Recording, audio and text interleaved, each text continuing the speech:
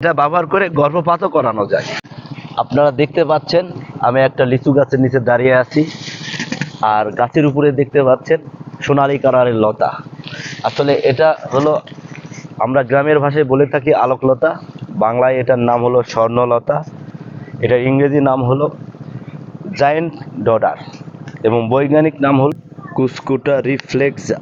তো এটা কিন্তু অনেক ঔষধি গুণ সম্পন্ন একটি লতা, এটার অনেক ঔষধি গুণ আছে।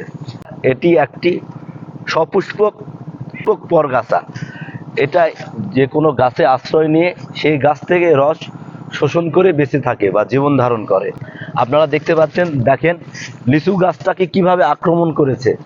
এই লিচু গাছে আশ্রয় নিয়ে এই লিচু গাছের ডাল থেকে সে পস্টোরিয়া নামক চোষক অঙ্গ দ্বারা সে রস শোষণ করে পুষ্টি উপাদান শোষণ করে জীবন ধারণ করতেছে।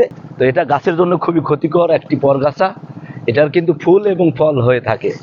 আপনারা স্ক্রিনে দেখতে পাচ্ছেন একটা লিচু গাছকে কিভাবে আক্রমণ করেছে, এবং এই সপুষ্পক পরগাছা উদ্ভিদটি গাছে আক্রমণ করে পুরো গাছটাই মেরে ফেলতে পারে। এটি সপুষ্পক পরগাছা, এটি এই গাছে আশ্রয় নিয়ে এই গাছের পুষ্টি উপাদান শোষণ করে খেয়ে এই গাছটাকে এক পর্যায়ে মেরে ফেলবে। তাই আপনাদের ফলবর্তী গাছে যদি আক্রমণ করে থাকে তাহলে আপনাদের অবশ্যই এটা পরিষ্কার করতে হবে, এটা নিধন করতে হবে।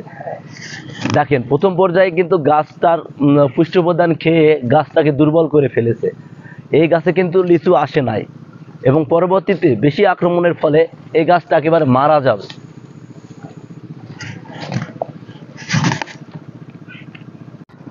তো এই সপুষ্পক পরগাছা উদ্ভিদটি কবিরাজি শাস্ত্রে অনেক ঔষধি গুণ সম্পন্ন।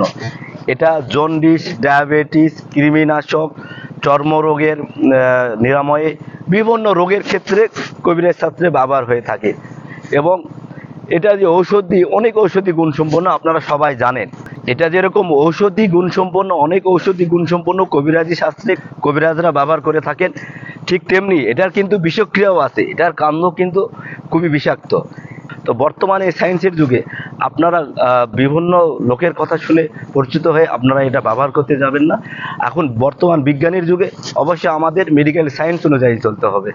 এটার বিষক্রিয়াও আছে, সে কারণে এটা ব্যবহারের ক্ষেত্রে অবশ্যই আপনাদেরকে সতর্কতা অবলম্বন করতে হবে, কারণ এটার কয়েকটা বিষক্রিয়া আছে। এটার কাণ্ড খুবই বিষাক্ত। এটার কাণ্ডর বিষক্রিয়া হলো এটা বমন সৃজক। এটা আমি বেশি নাড়াচাড়া করতেছি তাই আমার কিন্তু বমি বমি একটা ভাব আসতেছে। আবার এটা প্রজনন ক্ষমতা রোধক। আবার এছাড়াও এটা কি, এটা হলো গর্ভপাতক। এটা ব্যবহার করে গর্ভপাতও করানো যায়। তো এটার আপনারা বিষক্রিয়াও জানলেন, সে কারণে এটা ব্যবহার করতে গেলে অবশ্যই আমাদের মেডিকেল সায়েন্স অনুযায়ী ব্যবহার করতে হবে।